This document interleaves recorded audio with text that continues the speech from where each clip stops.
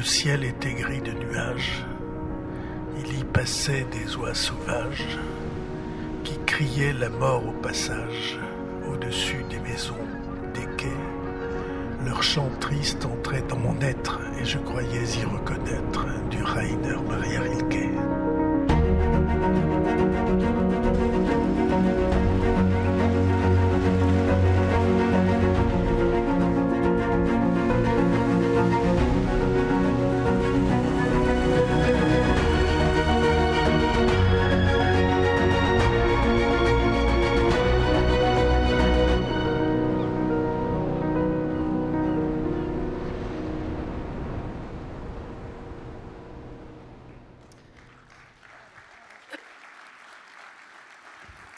Bonsoir. Notre invité ce soir est une figure majeure du rugby et du sport français, l'un de ses visages les plus emblématiques, parce qu'il a été un champion sur le terrain, vainqueur du Challenge du Manoir, finaliste du championnat de France, capitaine de l'équipe de France junior, qu'il a été un champion sur le banc, conduisant Toulon au bouclier de Brennus, et puis aussi, surtout peut-être, parce qu'il a incarné une certaine idée du jeu, entre exigence, rudesse, réflexion, pour donner le sentiment à ses joueurs de vivre l'exceptionnel. Et puis une certaine idée de la vie aussi, à travers son parcours, éducateur, voyageur, enseignant, écrivain. Alors que les idées mènent le monde, 2024 rend hommage à Louis Aragon et à son poème tiré du recueil Roman inachevé, qui mieux que Daniel Herrero, surnommé le poète de l'Ovalie, pour raconter l'Odyssée du sport.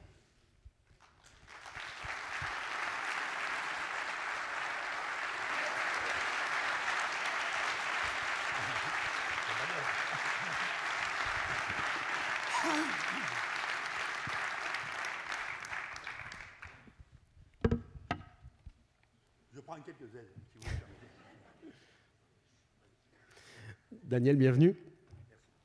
Avant de commencer cette odyssée du sport, je serais curieux de savoir quelle est votre définition du sport. À l'orée de la réflexion, mon salut amical et fraternel pour commencer cette soirée. Toujours faire un petit peu attention à ces propos quand ils sont un peu flagornants, tu vois. Je vous salue fraternellement, ça pourrait être un peu suspect et légèrement séducteur et équivoque. Mais de fait, quand même, venant ici, dans ce lieu, dans cet espace, dans cet antre douillet, la main tendue par le boss, tu vois, historique, le flash assez rapide de l'ensemble de la carrière pour ce qui de ma route, quoi, tu vois, dans l'Ovalie, qui fait que j'ai croisé à différents titres de ma vie, quoi, essentiellement quand même autour de la balle ovale et des rebonds impertinents. Quand même, il me vient une sensation que presque je vous connais sans vous avoir vu. C'est un truc étrange, non?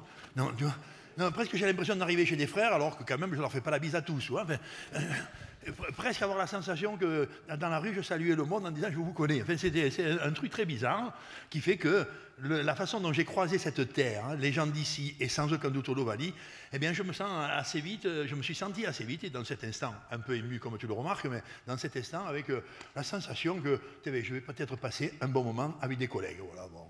Donc mon salut est fraternel. Voilà.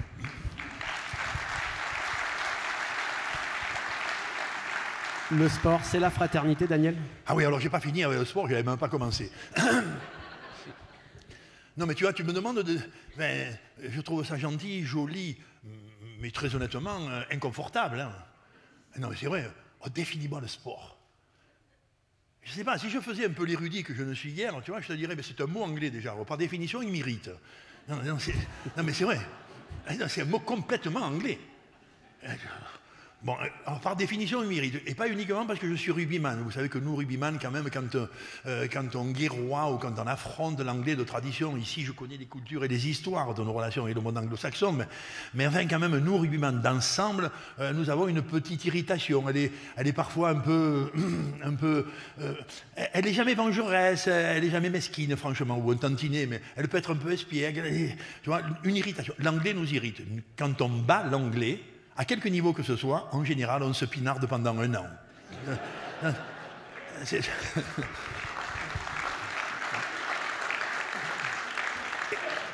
c'est pas d'une morale suspecte, tu vois, ou d'une poétique, je sais pas moi, tu vois, gaillardisante comme ça pour entretenir une mythologie de fait. Non, enfin bon voilà, donc dernièrement, je sais pas, je vous le dis vite fait bien fait comme ça, j'étais chez moi et je buvais un coup tout seul. Probablement un jour en somme, je pense pas. Enfin, là, je buvais un coup tout seul. C'est rare de boire un coup tout seul, pour un être à peu près sociable que je suis, et pour la grande majorité des citoyens ou citoyennes qui sont là. Quoi, tu vois. Bon, je buvais un coup tout seul, honnêtement. Et à un moment, ma petite femme, quand même, que j'aime beaucoup et qui, je pense, la réciproque est vraie, vient me dire, mais pourquoi tu bois tout seul? Ça se fait pas, quoi. C'est vrai, quand même, on partage le gorgeon avec des collègues, c'est un moment de convivialité souvent, et c'est un moment qui libère de la parole si la convivialité est authentique, quoi. Voilà. Et elle me dit, mais pourquoi tu bois un verre tout seul? Je dis, parce qu'on a battu les Anglais l'année dernière. Et donc je m'autorisais le droit d'avoir un imaginaire florissant, quoi, tu vois.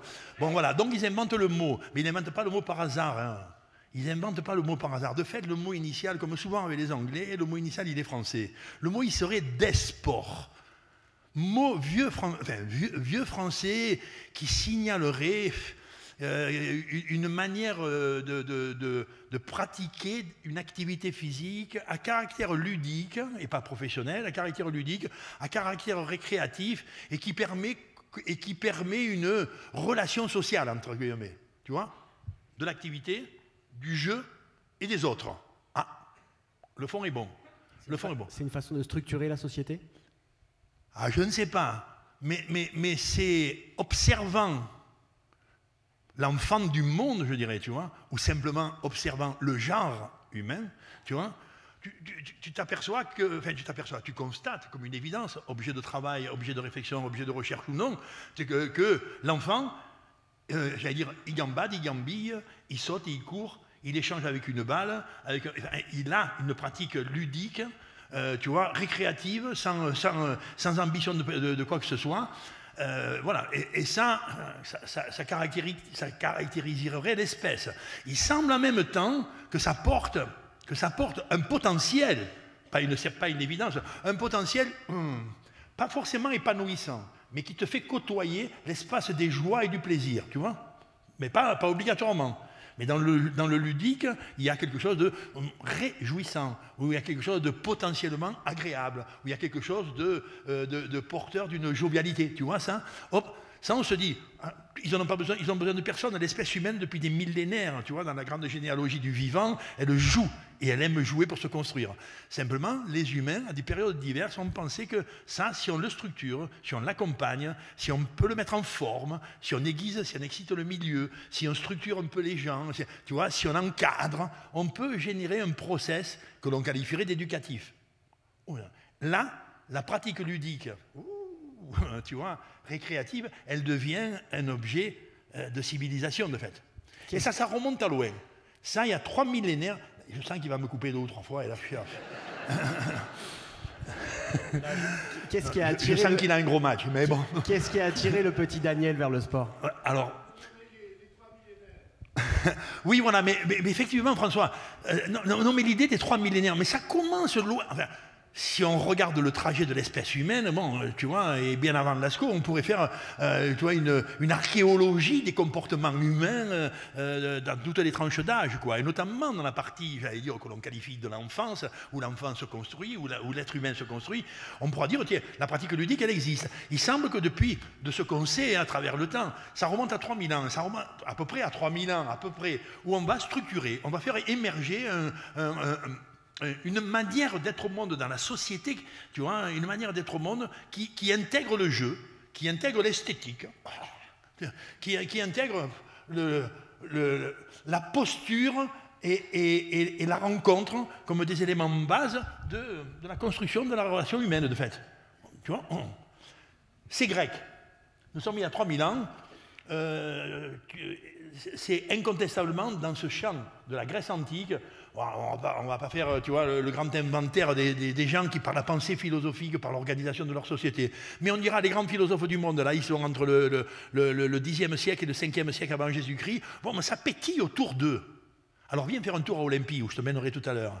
Viens faire un tour à Delphes, à Épidore, bon, dans les cités grecques. Dans toutes les cités grecques du 7e, du 8e, du 9e, du 3e, du 4e, du 1er siècle avant Jésus-Christ, eh bien, il y a de partout un joli temple. Ah, ma foi, bon, ils sont quand même dans une élévation de la pensée qui est respectable, on peut discuter des contenus. Tu vois. Enfin bon. À côté du temple, il y a toujours un grand théâtre. Toujours. Hein. Dans toutes, hein. Là nous sommes 500 ans, 700 ans avant Jésus-Christ. Dans toutes, il y a un grand théâtre, et dans toutes, sans exception, à côté du grand théâtre, il y a un grand stade. À toutes.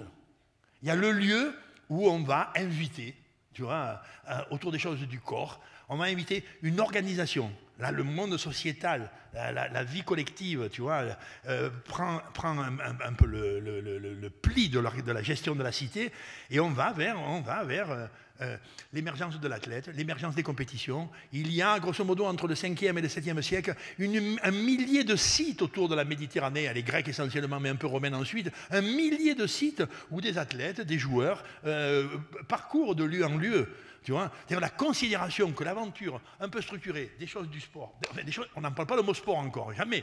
Toi, ça vient encore une fois avec les Anglish, quoi. Hein. Mais ce monde-là est assez vite quand même, 4, 5, 6 siècles, c'est-à-dire au 7e siècle avant Jésus-Christ, il devient un des fleurons de l'aventure humaine, la pratique corporelle. Tout le monde a entendu parler, à l'évidence, des Jeux Olympiques.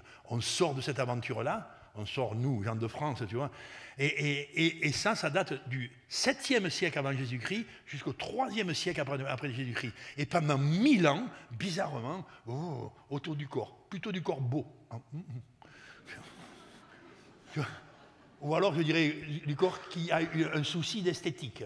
Tu vois, autour du corps agissant dans le sens de le potentiel plus élevé vers où il peut aller. Conquérir des compétences, tu vois, conquérir de la vitesse, conquérir de la puissance, conquérir même de l'agressivité relationnelle, conquérir un statut social.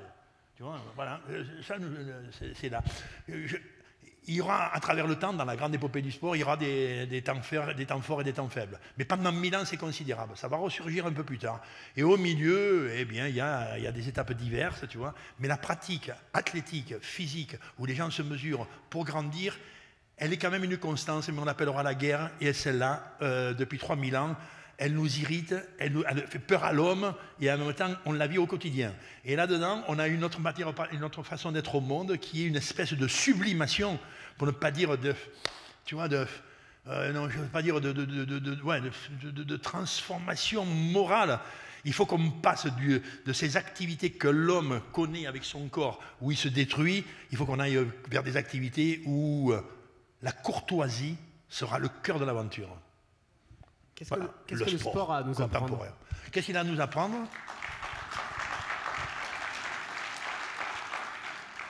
Enfin, j'allais dire la bêtise absolue, mais enfin comme elle me vient en premier, permettez-moi. Il va nous apprendre qu'un intellectuel assis va quand même beaucoup moins loin qu'un grand con qui marche.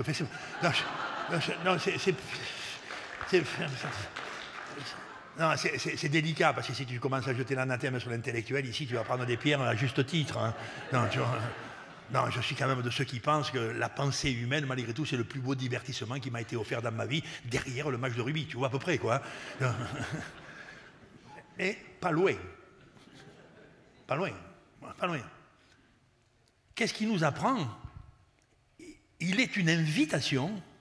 Le champ structuré socialement, c'est-à-dire quand même c'est une pratique sociétale qui se différencie, je ne sais pas, je ne vais pas reprendre, mais derrière la pratique spontanée, que l'on appellera purement ludique, tu vois, la pratique sociétale, c'est-à-dire l'organisation dans des cadres, avec des lois, avec des gens, avec des encadrements, avec des horaires, avec des contenus, avec l'apport de la science, avec, tu vois, depuis le début, ça a mis 2, 3, 4 000 ans, mais bon, depuis le début, c'est toujours un peu ça. Eh bien, ça t'apprend que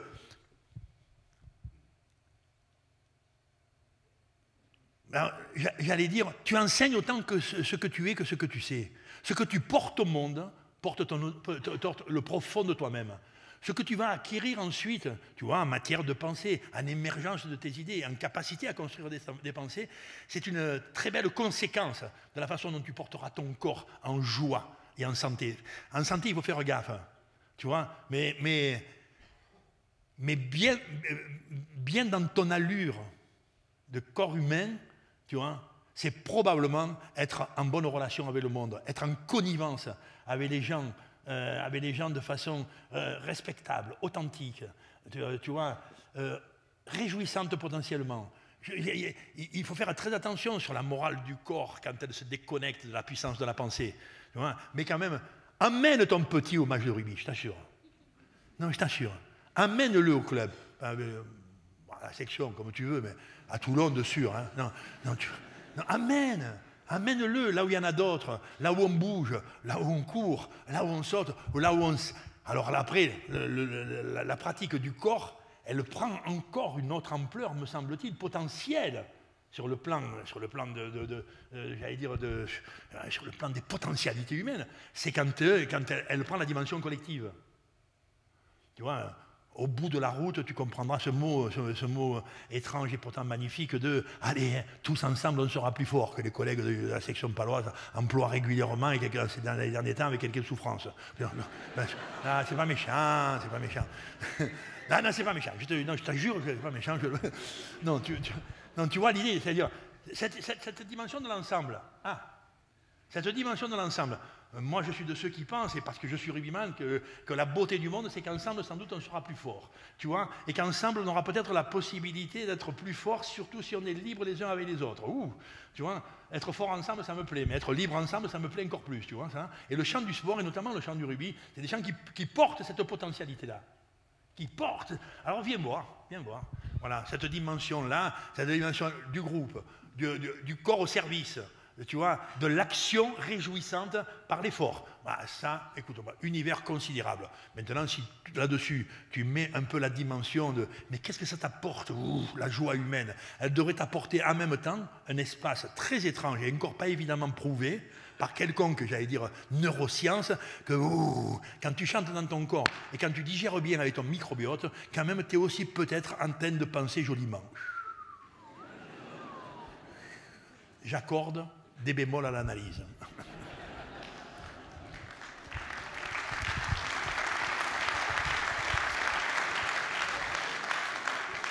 On aurait pu voir Daniel Herrero pratiquer un sport individuel.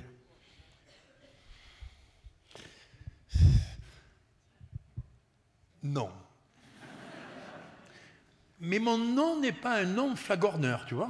Je ne suis pas un nom, moi je suis un être sociable. Non, j'ose dire, mais permettez-moi-le, parce que à la fois ça me fait sourire et deux, ça me ravive la vibration de fond.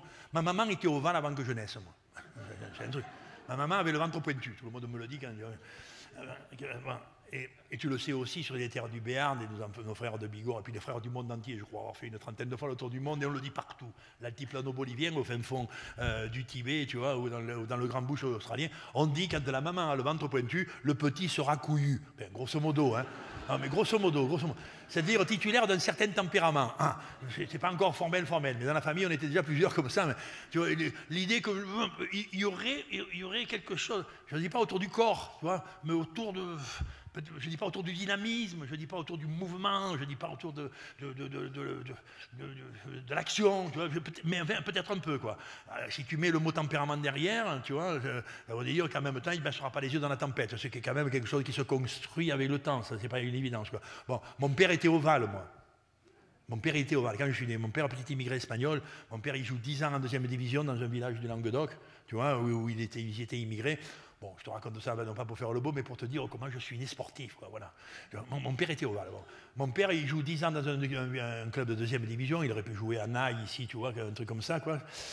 Et en 10 ans de deuxième division, mon père, il a fait une passe. Comprends que ça trouble un peu la conscience du petit qui arrive derrière. Et c'est vrai que papa, il ne faisait pas, tu vois. Mon père était asocial, de fait.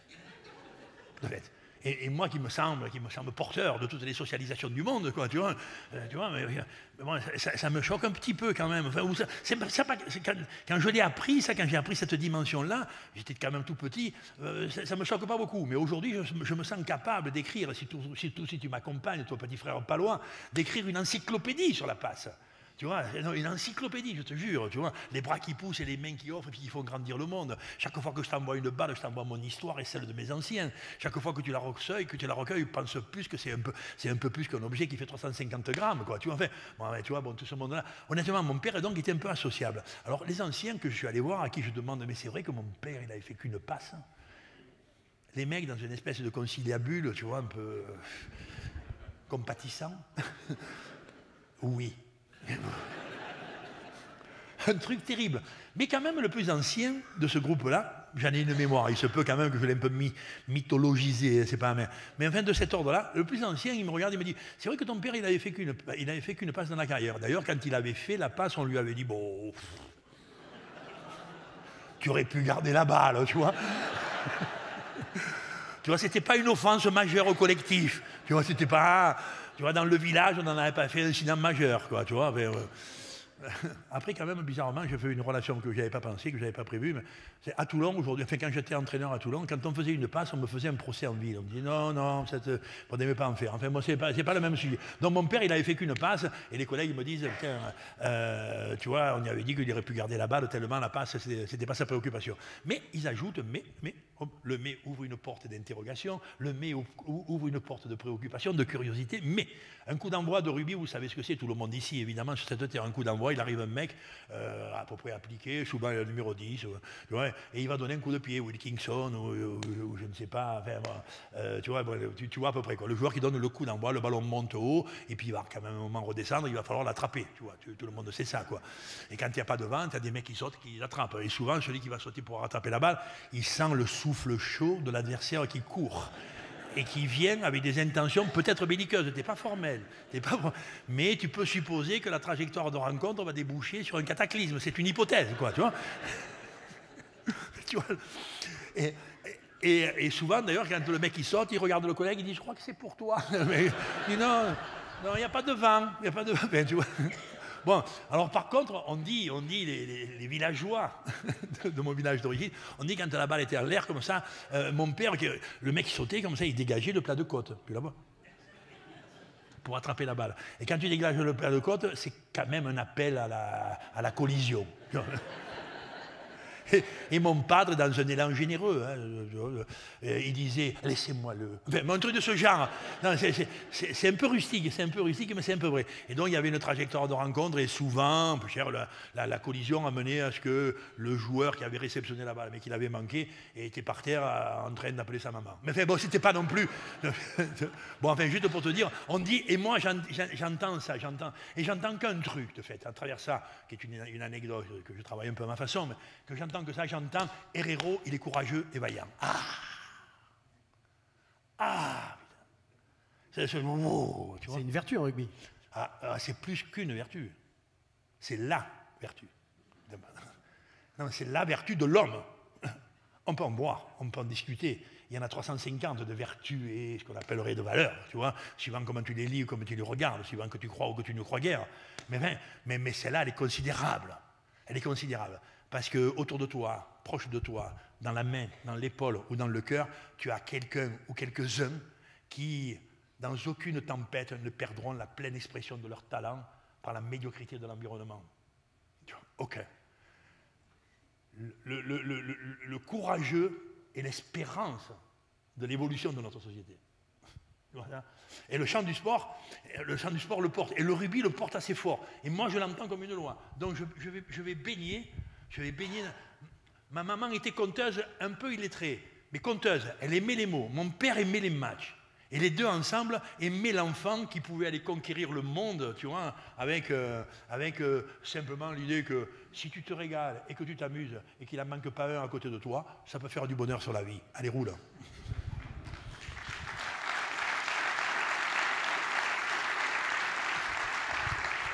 Je vais rebondir justement sur le bonheur qui était le thème de la première édition. En 2014, il y a 10 ans, est-ce que c'était le sport, c'est le chemin le plus court vers le bonheur ? Ça, je ne sais guère. Si je disais ça à ma compagne quand j'avais 17 ans, elle pourrait me dire que tu peux avoir d'autres préoccupations. Tu vois, non, le chemin vers le bonheur, quand même, je l'espère multiple. Et la vie me le montre. Cet instant peut en être un, catalogué dans cet espace-là. Si tu considères que le bonheur est quand même une réjouissance intérieure qui multiplie la sensibilité de tes vibrations. si le bonheur est quelque chose qui te donne une espérance du monde, qui te donne une espérance en même temps sur ton grandir, si le bonheur c'est quand même aussi le fruit d'une quête ou d'une conquête, d'une manière d'être au monde, quand même c'est assez haut et assez fort, quoi. C'était quoi ta question? Parce que là, Est-ce que ça a été un chemin vers le bonheur? Ah oui. Bon, j'allais dire pour moi, et c'est... si je te raconte, je ne sais pas, mais ma mère disait, on va toujours dans la première généalogie pour y comprendre un peu au moins les bases de ton âme. Tu vois, donc, quand tu étais petit, alors... Ma mère disait, Daniel, je suis d'une famille nombreuse, tu vois, et on était 6 et 4 rugbyman un peu corrects, on 3 joueurs en équipe nationale, enfin, tu vois, bon. Ma mère disait, Daniel, c'est lui qui a marché le plus tard. Et je sentais une petite, pas espièglerie de ma mère, mais mon constat, tu vois. Daniel, c'est celui qui a marché le plus tard. Et mes frangins, que j'aime d'amour comme tu l'imagines, mes frangins ont trouvé une petite suffisance relationnelle avec moi sur ça. On marchait plus tôt que toi, tu vois. Mais ma mère ajoutait, alors la gloire à elle, comme tu l'imagines, ma mère ajoutait, mais Daniel, c'est le premier qui a couru.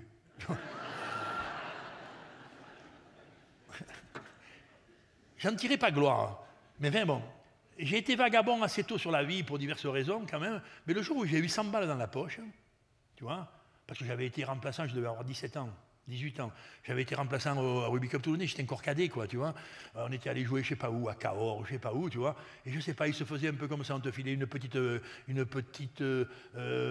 enveloppe, pas timbrée, derrière l'église. Moi, j'allais jamais derrière l'église, tu vois. Mais enfin, on te filait une pièce, comme tu vois, je sais pas, c'était 100 balles. Et les premiers petits sous que j'ai pu moi, amasser sur ma pratique comme ça, j'avais une vieille 3 chevaux ou 2 chevaux, je me rappelle guère. Je suis parti à Olympie, je sais pas pourquoi. Je suis parti à Olympie. Je te la raconte, tu me donnes une minute encore ou je déconne? Avec plaisir. Ouais. Non, mais je suis parti à Olympie. Mais tu vois, j'aurais pu partir dans des tas d'endroits quand même. Tu vois, je suis un enfant de Toulon, d'extraction modeste. Je joue au club, tu vois, où la dernière fois qu'on a fait des raisonnements sur la technique, ça remontait à loin, quoi. Tu vois, on était sur l'aventure collective, tu vois, sur la générosité à l'impact, sur on ne baisse pas les yeux dans la tempête. S'il y en a un qui manque à l'appel, eh ben, on n'y parle pas pendant 300 ans. Enfin, tu vois, ce genre de truc, tu vois. Ouais, et premier 100 balles, les premières petites caisses derrière mon premier permis, je vais à Olympie, c'est quand même drôle. Pourquoi cette destination? Je ne sais pas. Si je sais, je suis cuit, mais je ne sais pas. Mais je vais à Olympie. J'étais allé quelques fois à Mayol, comme tu l'imagines. Tu vois, Mayol, c'était le temple sur lequel on m'avait déposé. Tu vois, mais voilà. Olympie, je suis allé 3 ou 4 fois. 5 fois même. Tu vois, j'y suis allé souvent. La première, presque tous les 10 ans, comme ça, à travers des étapes de mon développement, ou des étapes de ma curiosité, ou des étapes de ma sensibilité culturelle. Tu vois, bon, j'y suis allé plusieurs fois. Je suis allé encore il n'y a pas si longtemps. Une antépénultième, tu vois, c'est-à-dire avant l'avant-dernière, je vais à Olympie, je te raconte, peu importe mon âge, j'étais un peu habitué à visiter des sites qui portaient des histoires, quoi, tu vois, à travers le temps et le monde, goût que j'ai incontestable, voilà, et puis quand tu as un peu visité le monde, tu ne vas pas visiter les pyramides à midi, parce qu'il y a beaucoup de monde, tu vas ou à l'aube ou au crépuscule, en fait, tu vois à peu près ça, bon, merci. Et là, je vais à Olympie, l'avant-dernière fois, ou l'antépénultième, je vais à Olympie, il est 19h, le site va fermer dans quelques minutes, quoi, tu vois. Bon, j'y vais, j'ai toujours un peu quelques aquarelles et quelques trucs, je prends des notes, je fais un petit dessin, il n'y a presque plus personne, et puis finalement, il n'y a plus personne dans le site. Le site, il est immense, il est magnifique, mais il y a une colonne dans le temple de Zeus, où il y avait la fameuse statuerie éléphantine de Zeus, qui était une des 7 merveilles du monde, tu vois, c'est au cœur d'Olympie, Olympie était vouée au culte de Zeus, enfin, bon, peu importe. Bon, voilà, j'y vais, moi, et puis à un moment, il n'y a plus personne. J'étais déjà grand quand même, hein. Ma barbe n'avait pas encore, je pense, trouvé le sens du sel, tu vois, mais quand même, je sentais que j'approchais la maturité. Je suis assez long sur cette route-là, mais voilà. Donc, je me promène, quoi, voilà, j'ai pris mes quelques notes, quoi, tu vois. Et puis je vais sortir. Le site qui était ouvert au monde depuis maintenant une vingtaine d'années, il est fermé, plutôt clôturé. Il y a un très joli musée, enfin bon, voilà. Et donc, et au moment où je vais sortir, je suis à 100 mètres de la sortie, il y a un monsieur, un individu devant moi, 50, quelques mètres, quoi, une cinquantaine de mètres. Je le vois, je dirais qu'il était au 22 adverse, moi, tu vois. C'est le mec qui crypte le monde à partir de sa métrique à lui. Tu vois, au 22 adverse, je le vois, je marche, je m'approche. Quand je m'approche de lui, je fais assez vite quand même, parce que je sens qu'il a une deuxième question à poser. Tu vois. Et quand je m'approche, donc j'arrive comme ça, plus qu'amical, tu imagines. Si je mets un peu quelques touches bucoliques à l'instant, et l'instant est beau, c'est une fin de journée, il fait très très doux, c'est plutôt un crépuscule extrêmement varié dans les couleurs, l'atmosphère est magnifique. Bon, moi j'ai le cœur ouvert à ce que je viens de voir, enfin, tu vois, bon, tranquille, quoi, voilà, bon, c'est assez épanouissant pour la petite zone de romantisme que tu as dans ton cœur, quoi, tu vois. Et quand je m'approche du mec, il me regarde comme ça, le monsieur, il est bien mis, il est d'allure, on dira, de posture respectable. Pas plus, pas moins, quoi, tu vois. Il est bien mis, et il me dit Calimero, grosso modo en grec, bonjour, ça, un petit signe d'amicalité, quoi, tu vois. Voilà.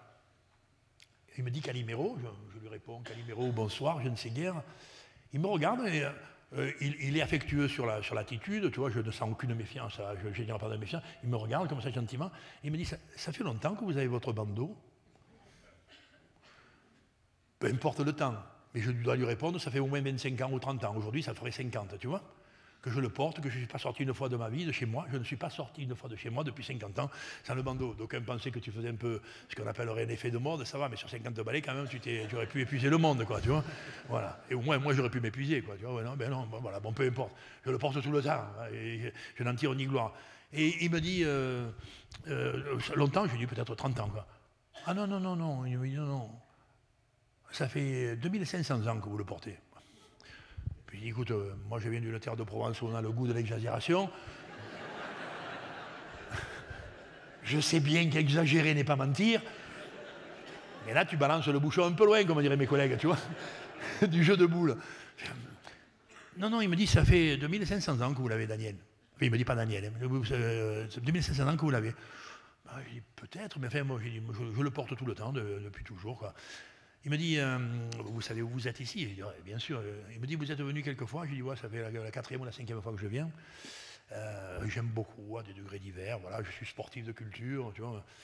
Non, mais ça fait au moins 2500 ans que vous le portez. Il me dit, oh, sans doute, savez-vous ici, hein, qu'il y a eu pendant 1000 ans les Jeux Olympiques, qui faisaient partie des Jeux panhelléniques, c'est-à-dire à Delphes, on en avait d'autres jeux, à Épidore, enfin à Épidore, il y avait aussi des Jeux panhelléniques, à Corinthe, il y avait des Jeux panhelléniques, tu vois, bon, voilà. Et le mec, il me dit, mais ça fait 2500 ans, parce qu'ici, aux Jeux Olympiques, quand l'athlète victorieux, tu vois, était récompensé, il montait sur un podium, de fait, pas tout à fait le même que les nôtres à 3 marches, mais sur un podium plat, et on lui remettait une couronne d'olivier. Tout le monde sait ça, tu vois. On lui remettait la couronne d'olivier qui était une récompense très porteuse de sensibilité de la vie humaine, quoi. Tu vois, bon, l'olivier, il a tout, la gloire et la sagesse. On lui remettait le rameau d'olivier. On lui dit, ouais, je crois que je sais ça. Ouais. Il me dit, mais puis après, quand il descendait, il posait son rameau d'olivier et on lui mettait un bandeau rouge qu'il avait le droit de porter toute sa vie. Il se retourne et me dit, Calimero, et il est parti. Je ne l'ai jamais plus revu, je suis sorti tout seul. C'est pas que ça m'a travaillé outre mesure. Tu vois, je suis peu adepte de la métempsychose, tu vois, ou des résurgences comme ça, 35 générations après, d'un papé qui... Mais, j'avoue que ça m'a un peu troublé. Je ne sais pas pourquoi, tu vois, j'y suis allé 5-6 fois. Je sais maintenant pourquoi, pas forcément pourquoi je porte le bandeau rouge, alors que je ne le savais pas bien. J'avais bien quelques sensibilités, mais je ne le savais pas bien. Maintenant, il me semble que je crois comprendre pourquoi. Et que je te dise, sans que j'ai fait le moindre effort, les Jeux Olympiques qui se sont passés à Paris, je les ai vécus comme un goulu immense. La plus belle aventure humaine aujourd'hui sur la Terre. Tu vois, je les ai vécus comme une fierté considérable.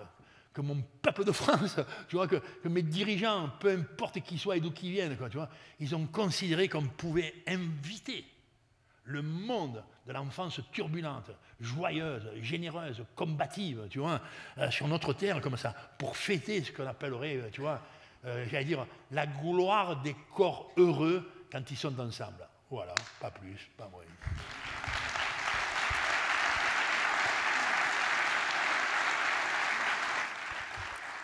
C'est le caractère international, universel, les rencontres qui génèrent aussi par extension, qui fait la beauté du sport. Le sport, j'allais dire, c'est un bourgeonnement ou tout au moins, comme dirait aujourd'hui, je sais pas, certains angles de la lecture du Monde, Edgar Morin par exemple, c'est un buisson ardent, fertile, qui connecte tellement de composantes de la vie humaine, tu vois, il est un objet précieux. Enfin, il est un outil peut-être, j'aime pas le mot, mais un objet quand même. Il est un univers de pratique. C'est un réel, le sport. Le sport, ça se vit, tu vois. Il était de pure réalité pendant des millénaires. Il est passé un peu à des artificialités depuis 2 siècles. Il n'est pas loin, et ça nous inquiète quand même, de virer au virtuel bientôt. Tu vois, on aura fait des gros matchs quand on aura passé l'après-midi tu vois, avec un e-match. Enfin bon, mais Milan, enfin, la dimension de la enfin, redis-moi la question. Le caractère universel du sport qui fait sa beauté et les rencontres. Oui, alors, à travers le temps de la rencontre, bon, si tu parles de toutes ces richesses, dans ces richesses, il a que probablement l'activité physique qu'aujourd'hui on met au service du monde comme une espèce de potentialité susceptible de réparer l'ensemble des désastres humains. On te rembourse la sécurité sociale avant que tu ailles à l'EHPAD. On te rembourse ton entraînement, quoi, tu vois. Aujourd'hui, tu vois arriver le sport comme une espèce de pompier sociétal, alors qu'il y a 2 siècles, on le considérait comme une régression humaine derrière la longue puissance de l'intelligence et du cerveau, quoi, tu vois. Bon, voilà, aujourd'hui, il est quand même un tel événement considérable, et notamment, quand même, mais qu'il faut expliquer, hein, qu'il faut expliquer. Je pense qu'il faut vivre, tu vois, qui est la dimension sociale est efficiente en sport. Elle est efficiente, elle se sent, elle se ressent, elle ne fait pas que se penser. Tu vois, on vous a dit que tout à l'heure, il y a entraînement. Non, que j'ai porté des ballons. J'ai porté des ballons. Non, ben ici, quand même, tout le monde a fait un peu de sport dans sa jeunesse. Je vois bien qu'il y a des titulaires d'une certaine maturité au premier rang. Mais bien, non, mais et moi qui viens de Provence, tu entends, et quand même qu'il y a un goût incontestable pour ce qu'on appellerait le fusionnel transcendantal. C'est-à-dire une glorification absolue de la mêlée. Tu vois, tout à l'heure, je vais vous faire des mêlées. Non, ouais. Non, j'ai l'impression qu'à même à un moment, il faut que tu viennes. Tu vois, quel que soit ton âge, quelle que soit ta maturité, quelle que soit la capacité que tu as de te regarder avec une certaine fierté dans la glace, tu vois, tu viens et bien, on va se tenir, on va s'attraper, je ne sais pas, on va mettre un objet traditionnel au milieu qu'on se passera peut-être dans la grande fusion ou dans la grande diffusion, et que tu sentes un peu ce que c'est que quelqu'un qui n'a plus besoin de te dire qu'il est là, tu vois, il y est là, tu vois. Tu vois, quelqu'un que pour aller devant, s'il pousse avec toi, c'est un peu mieux que s'il pousse à côté. Tu vois, c'est une hypothèse. D'ailleurs, quand tu définis un projet commun, si on s'y met tous ensemble, c'est une hypothèse que ça peut être performant. Mais c'est pas encore sûr, hein, parce que tu as des égos qui se boursouflent, y compris dans la réussite collective. Hein. Je la répète.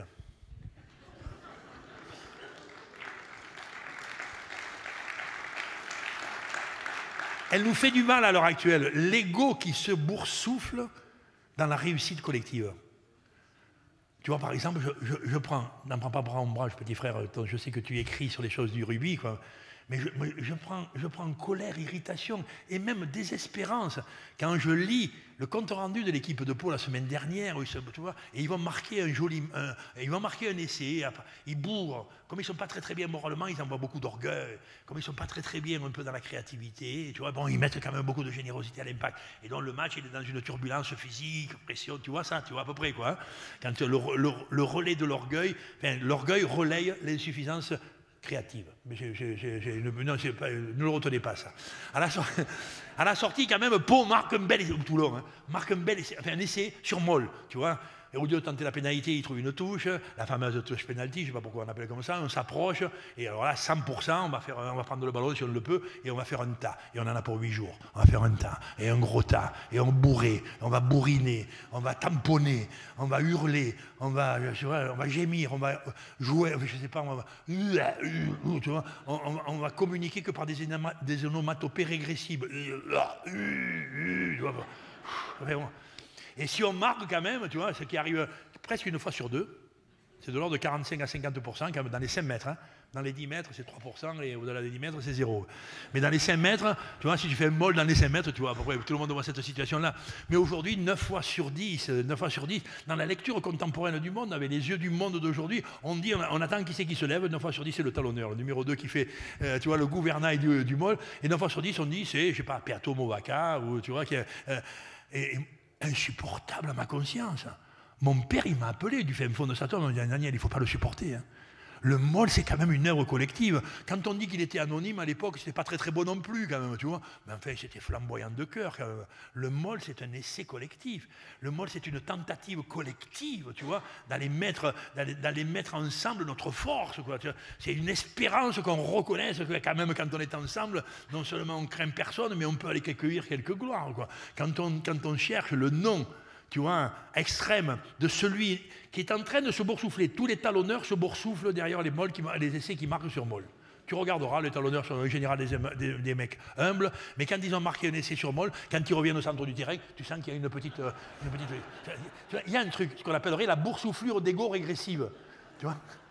Bon, juste pour dire que effectivement, quand même, la dimension socialisante, c'est pas référence à un parti, c'est sans doute référence à une manière d'être au monde ensemble, quoi. Hein. Une société, c'est faire société, quoi. Hein.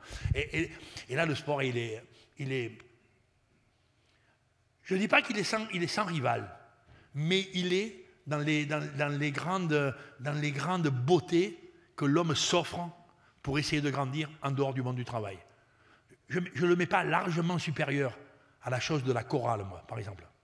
Tu vois, à la chose du chant collectif. Je le mets de cet ordre-là. Tu vois, mais pas dans les mêmes résonances. La chorale a une petite, j'allais dire, résonance motrice. Tu vois, quand même. Quand tu as fait 3 mètres dans la soirée du chant, tu vois. Mais quand même, dans l'écoute, dans l'écho, dans le rythme, tu vois, dans l'harmonisation, j'y trouve des fois. Mais le sport, non seulement... Je le mets aujourd'hui sur les 2-3 outils offerts à la civilisation contemporaine comme une espérance pour faire grandir ses citoyens ou ses enfants. Ouais. Michel Serres, philosophe agenais. Michel Serres, le philosophe agenais, qui est un de vos proches, un de vos maîtres à penser, disait que le professeur d'éducation physique et sportive a plus d'importance dans la société et dans l'enseignement qu'on ne veut le croire. Comment vous recevez ces mots, vous qui avez été enseignant d'éducation sportive ? Que je dise, avec sincérité, moi qui aime le monde et qui l'admire difficilement, tu vois ça ? Michel Serres, dont je suppose que pour l'essentiel, vous savez qui était ce monsieur, il est parti vers les étoiles il y a maintenant 2 ans et demi. Tu vois, il était philosophe académicien, comme tu le sais, monsieur, il est parti âgé quand même. Donc, mais que sur la route, quand je l'ai croisé, il a eu l'impact à mes yeux, tu vois, de la chose sensible, de la personne susceptible de contribuer à un chemin personnel, quoi, tu vois, de l'ordre du philosophique et du moral, et peut-être même du poétique, plus que de l'ordre du religieux, mais enfin bon, donc, je l'ai beaucoup aimé, entre termes, et il m'a incontestablement influencé. La première fois que je le rencontre, nous étions dans les turbulences 68 ardes. Il n'était pas un des philosophes qui occupent Vincennes dans les années 68, mais la personne était née, donc oubliez-le, mais tu vois, au moment où germent les révoltes estudiantines, la philo s'active dans différents endroits, et lui, il y était un petit peu, mais pas des plus engagés, mais il était très jeune, enfin, il était relativement jeune à ce moment-là. Enfin, moi, je le croise un peu guère plus tard, je suis encore assez jeune, je suis déjà jeune prof, et il me dit, si tu as la préoccupation de connaître le monde, ce qui m'apparaît légitime, tu es enseignant, tu es enseignant de sport en l'occurrence, tu es même encore pratiquant, si tu as la prétention de connaître le monde et un jour peut-être de vouloir, pas forcément le guider, mais au moins l'accompagner, ou tout au moins de t'inscrire dans un développement, quoi, tu vois, il me dit, il faudra que tu te mettes à arpenter la terre et que tu n'en oublies aucun. Il m'invite à tous les rencontrer. Il me dit tous, hein. Tu vois, c'est-à-dire, j'ai la sensation que tu ne pourras un jour essayer de te mettre un peu au-dessus de la grande moyenne des humains, tu vois, notamment ceux qui veulent s'en occuper, si tu les as tous rencontrés. Ça veut dire quand même que le panorama, il est large de la digestion du monde. La deuxième chose qu'il va me dire assez tard, tu vois, et là, je vais l'écouter. Hein, dès le lendemain, je pars. Et je ne me suis jamais arrêté de partir. Ça, c'est en 1968? Oui, ça c'est dans la période 68. Ouais. Je pars en Amérique du Sud, le Che vient de mourir, enfin, je prends un sac à dos. Enfin, peu importe, tu vois, l'idée pour moi. L'idée, c'est que l'ailleurs, il est porteur de mon demain, quoi. L'ailleurs, il est porteur d'une réflexion qui peut améliorer mon demain. L'ailleurs, l'autre, l'échange, la rencontre, la diversité, la curiosité, c'est mon espérance de grandir dans le futur pour moi, quoi. Tu vois, c'est autour de ça. L'ailleurs, en même temps, et c'est bizarre quand même, ça m'amène la réjouissance la plus fondamentale de mon existence d'humain. C'est là où je me régale le plus. J'ai pas de bonheur plus réjouissant que de préparer mon sac pour me tirer au fin fond du Tibet, sur l'altiplano bolivien, comme je te le disais tout à l'heure, ou alors sur les plaines de Gambie, quoi. Tu vois, enfin, honnêtement, voilà, peu importe. Donc, lui, ce monsieur, il me marque. Il me marque sur une deuxième phrase, celle que tu viens de dire, mais celle-là, elle est de fond. Il en a fait la dédicace d'un de ses plus beaux livres, qui s'appelle Variations sur le corps. C'est un très joli livre, un peu livre d'artiste, quoi. Un livre à caractère économique quand même, mais joli. Bon, et de fond surtout. La dédicace, c'est je dédie cet ouvrage à mes profs de gym et à mes entraîneurs de rugby, tu vois, un peu comme qui m'ont aussi appris à penser. Je l'attendais depuis des lustres, depuis que jeune sportif. On me faisait comprendre que la route de l'intellectuel ne passera pas par mes stades. Je l'attendais depuis que, prof quand même, quand j'arrive dans le bahut, que j'aimais mon bahut de Toulon, ou quand j'arrive dans les différents types de bahuts où je vais enseigner, on me fait comprendre quand même que le prof de gym, tu vois, celui qui s'occupe des choses du corps, il est plutôt gentil pour le divertissement, tu vois, mais enfin quand même, dès qu'on va parler un peu des choses essentielles, ça ne viendra pas vers ça, quoi, ça ne viendra pas vers lui. Il me fait sans doute, quand même, l'ouverture, c'est... Quand l'homme, encore, je ne sais pas ce qu'on disait tout à l'heure, quoi, quand l'homme, pas forcément de culture et d'âme philosophique grecque, tu vois, ou poétique, mais enfin quand même, quand, pas forcément que sa santé est bonne, mais que sa forme resplendissante, tu vois, qu'il porte quand tu le vois de la lumière dans ce qu'il fait, quand tu le vois que tu as la sensation qu'il a le corps gai, tu vois, tout est possible, y compris l'ouverture du ciboulot, grosso modo, hein. Il va devenir mon ami, mon maître. Un truc terrible pour moi, il est d'Agen. Il n'est pas anglais. Et il n'est pas anglais, non, mais il est d'Agen. Et ça m'inquiète. Mais enfin, là, je sens que, parce que quand même, il est probable que les mots qui se prononcent ici peuvent sortir dehors, donc il faut faire attention. Donc il est d'Agen. Et en plus, il porte Agen. Et il porte sa région comme un amour éperdu, et évidemment lié à sa famille, à son père, à la Garonne, tu vois. Et il va en tirer de la lecture qu'il fait de son univers, un univers de croissance, son univers d'enfance, son territoire d'amour, tu vois. Et il va en tirer quand même une considération assez élevée du monde de la paysannerie, du monde de l'expression gentille par les mots qui sonnent. Michel Serres est un conteur considérable. Considérable. Le conteur qui t'ouvre le monde et qui t'amène en même temps dans le conter ou dans le raconter vers des espaces où tu fais quand même un peu agir ce qui est le plus beau divertissement de l'humain, qui est la pensée, quoi. Voilà. Donc, alors il est d'Agen. Alors moi, je suis de Toulon. Et va t'en voir, mais là, il n'y a aucun qui se rappelle, peut-être François, mais aucun qui se rappelle. Dans les temps pas si anciens que ça, le XXe siècle arrivait à terme, il était en train de s'essouffler, notamment en rugby, quoi. Et il avait un mode de gestion, le rugby français, le rugby national, qui ressemblait à quelque chose d'assez confortable, de traditionnel, tu vois, à savoir que quelques collègues avaient pris le pouvoir, on ne sait pas bien pourquoi, qu'ils soient équipés pour le réfléchir, c'était une hypothèse pas évidente, mais enfin, voilà, ils étaient d'un côté, ils étaient plutôt gentils. Voilà, bon, ils n'avaient pas un goût de pouvoir débordant. On va t'en voir qu'il y a eu des lieux qui ont généré comme ça des gens qui ont dirigé le rugby de France pendant la deuxième partie du XXe siècle. Et Agen a été un lieu où le pouvoir rugbyistique a été concentré pendant une vingtaine d'années. Je ne porte pas d'anathème, j'avais du respect pour ces gens qui étaient quand même comme moi du monde de l'Oval et qui me semblaient avoir des préoccupations. Mais ils avaient, et à un moment j'ai pu penser que c'est le territoire qui générait ces genres d'équivoques, le territoire qui génère une équivoque morale, tu vois un peu. À Agen, on pense bien, tu vois un peu comme connerie, il n'y a pas plus olympique. Non, tu vois, si tu commences à dire, moi je suis de Toulon et donc je suis du centre du monde, donc je pense bien, tu n'es pas loin d'entrer dans la route des grands comptes, tu es d'accord ou non? Pareil pour le Béarn, les petits frères. Hein, Mais enfin, à un moment, je sentais qu'il y avait autour des Agenais, il y avait quelque chose comme ça, que moi j'ai lu après. Agen est une équipe qui attaque beaucoup, historiquement, qui avait une culture, une vraie école du jeu de mouvement, tu vois, du jeu de relance, du jeu de créativité. Agen avait une haute considération du rugby offensif. Aujourd'hui, ça souffre un petit peu, mais ça a duré quand même une cinquantaine d'années, quoi, tu vois, grosso modo des années 50-60 jusqu'aux années 2010 quasiment.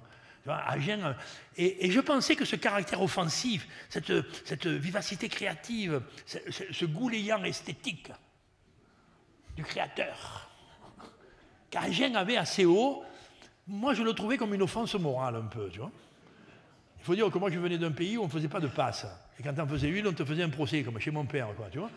En d'autres termes, et je trouvais la moralisation à Genèse sur la rudesse du monde, sur la combativité agressive, sur la tonicité des combattants, tu vois, sur la volonté. J'emploierai jamais le mot de ma vie guerrière à propos du rugby, tu vois, mais la volonté de l'affrontement, tu vois, ce qu'on appellerait les grands combattants, les plutôt joueurs de jeux debout, de mêlée, de regroupement, de rug, de molle, de défense, simplement, tu vois ça. Bon, ça c'était ma culture. Et Agen était une équipe ou une pensée qui dirigeait le rugby français et qui jetait sur ce thème-là une espèce de petit anathème d'insuffisance de hauteur de vue.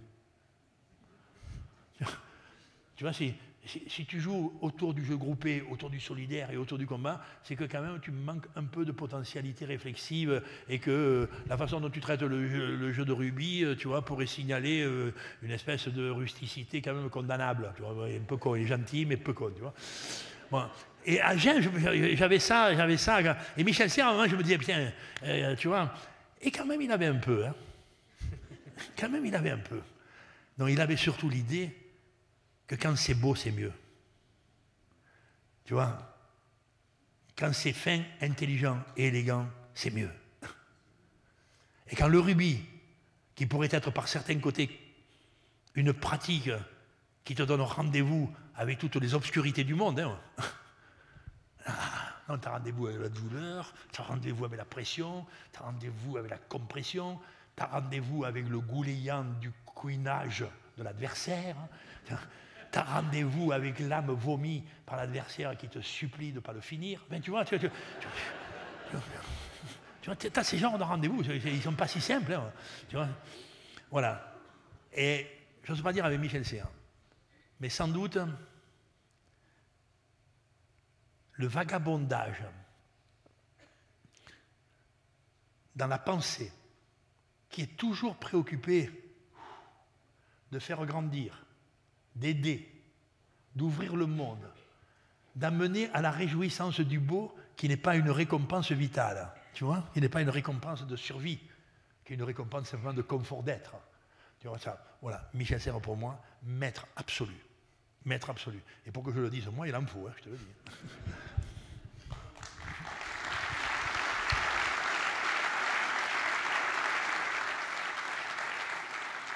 On arrive dans le temps additionnel, Daniel. Oh non. Malheureusement. Entraînement. J'ai une question pour finir.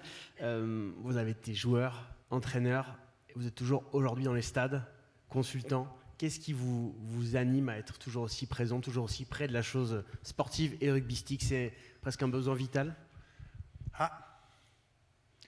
Si c'est de l'ordre du besoin, c'est-à-dire que tu ne te le calcules pas et ça s'impose à toi, il faut que tu y ailles, mec. Tu vois, c'est pas impossible. L'idée, c'est pas que c'est de l'ordre du besoin ou du désir, tu vois, qui s'active. C'est la permanence qui est suspecte. C'est la récurrence qui est équivoque. Tu vois, c'est la passion cimetière qui peut enchaîner derrière ça. La passion cimetière, c'est qu'à un moment, tu ne penses plus qu'à ça, tu ne vis que peu de ça. J'ai tu vois, la sensation que le goulayant de mes salives n'est jamais altéré. Je me régale quand je vais voir un match de rugby. Non, mais je me régale quand je vais voir des petits frères qui jouent au rugby. Je me régale quand je vais voir des gens qui ont essayé de penser comment on pourrait bien jouer au rugby. Je me régale surtout, d'où l'idée quand même d'une estime un peu haute des Palois, mais pas que d'eux, mais quand même. Je me régale dans l'idée qu'il y a aussi des gens qui, à travers un jeu, réfléchissent comment on peut, pour moi, répondre à l'énigme majeure du monde, comment on peut s'entendre pour s'améliorer. Voilà. Merci. C'était l'Odyssée du sport et l'Odyssée de Daniel Herrero.